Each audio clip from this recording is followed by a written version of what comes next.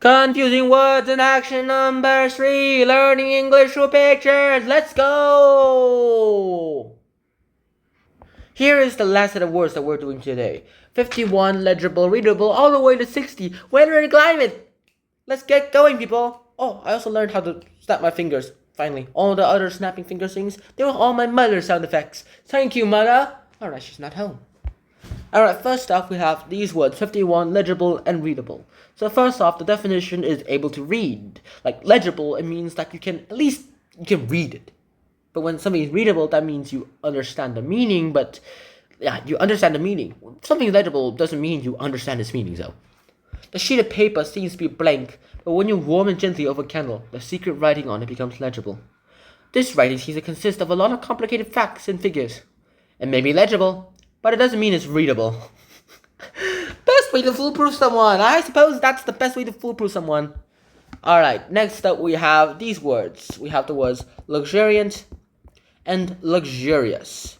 Now, when something's luxurious, that basically means that thing is like comfortable, pleasant, and expensive. Whereas luxuriant is like you describe growing things such as plants.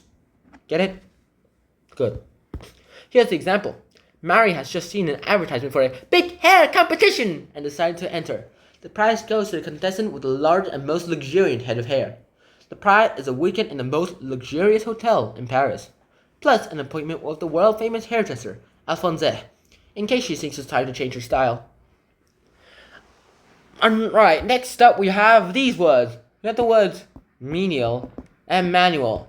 Now, when something is menial, that basically means that you have a low status of something. Whereas when something is manual, that means you do it with your hands. Manual labor. Get it? Alright, so, here we go. Young Lord Mushy has joined the Boy Scouts because his father thinks it will help him build his character. Things are not going too well. Who's going to put up my tent? The Scoutmaster patiently explains that he has to put it up himself. But I don't do menial work. That's why I have servants. The Scoutmaster gives Lord Mushy a manual and some tools. What's this for? But, unless Lord Mushy can learn to do a little manual labor, he will have a very uncomfortable night. London! I mean, sure. Rich kid gets humbled by rich dad. Alright, next up, we have the words momentous and momentary. Now, when something is momentous, that means that that thing is like very important, especially in the effect it will have on the future. Whereas when something's momentary, that means it just lasts for a very short time. It's like happens for a moment, and that's about it. This should be the happiest and most momentous day of Lucy's life so far. But on her wedding day, any girl may have momentary doubts. Perhaps these are more than momentary doubts. Perhaps this day is even more momentous than anyone imagined it would be. Fair enough. The Ruritarian cycling team has just won another heat at the Olympic Games. Their morale has never been higher. The fans at home are confident too. Everyone has been ordering champagne to celebrate the team's victory in the final. But in the final, disaster strikes. The moral of the story is, don't count your chickens before they are hatched. I suppose that is quite true. Alright, so here, of course, we have the words morale and we have the words moral. Now, obviously, the only word that's different between them is the E. But if you add an E, there's a completely different meaning. So, first of all, the moral is like a valuable piece of advice. Whereas morale is like confidence that you have something. You have the guts to do something, like confidence. Yeah, you're confident to do something. Get it? Good. Alright, next up we have the words observation and observance. Now, observance is like, well, you're observing something. Like, observation is like the act of carefully watching someone or something. Whereas observance is like the obedience or conformity to rule on custom. Yeah, that works out pretty well. So, Sergeant Smith and PC Strong are on duty in their patrol car. They keep this stretch of the highway under observation. Road safety depends on drivers' observance of traffic laws and speed limits. Sergeant Smith and PC Strong quickly deal with any offenders. Next up, we have the words persecute and prosecute. Don't worry, we're almost done with these words. So, let's get this started with. So, when you're persecuting someone, that means you treat that person cruelly and unfairly for a very unjust reason. Like, unjustly, like you persecute someone just because they're Jew or something like that. Whereas, if you prosecute someone, that means you try to prove to a court that that person has committed an offense. Get it? Good. Now, Mr. Ward is defending his client, Mrs. Graham, who is being prosecuted for ill-treating her pet dog. Mrs. Graham tells the court that she loves dogs and is being persecuted by extremist supporters of the animal rights movement. Now, it is the prosecuting counsel's turn to ask some questions. First, she asks for the dog in question to be brought in the court. Mrs. Graham's dyed her dog's hair light blue to match her dress. Isn't this, the counsel asks, a persecution of the dog?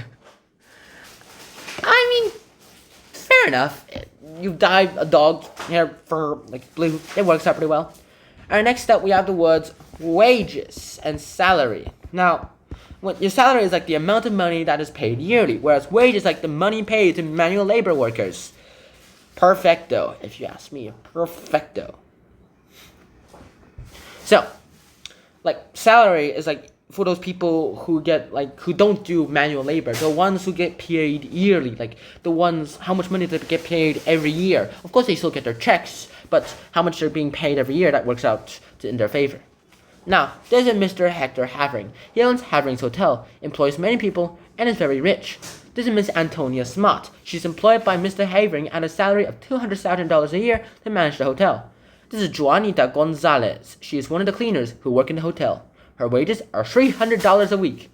This is Stephen Poor, a music student. He makes $50 on a good day to help pay for his studies.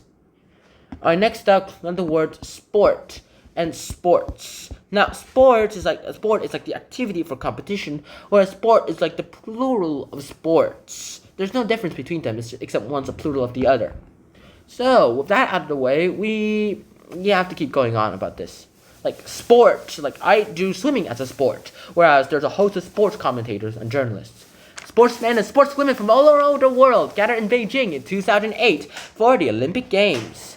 For this festival of sport, they were joined by a host of sport commentators and journalists.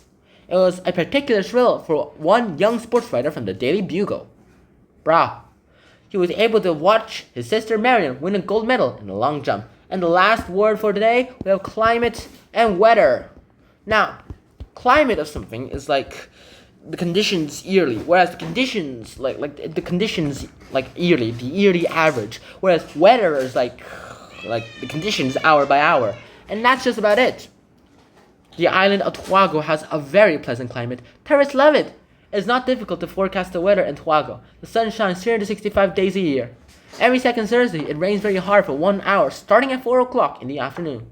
It is warm enough to swim in the middle of the winter, and in the middle of summer, the sea breezes keep everybody cool. Come to Tobago, you will love it. And that's it. That's it. I hope you guys enjoyed this episode of Hanshin Sean. I hope to see you guys soon. Until next time, Shahano, peace. Bye bye.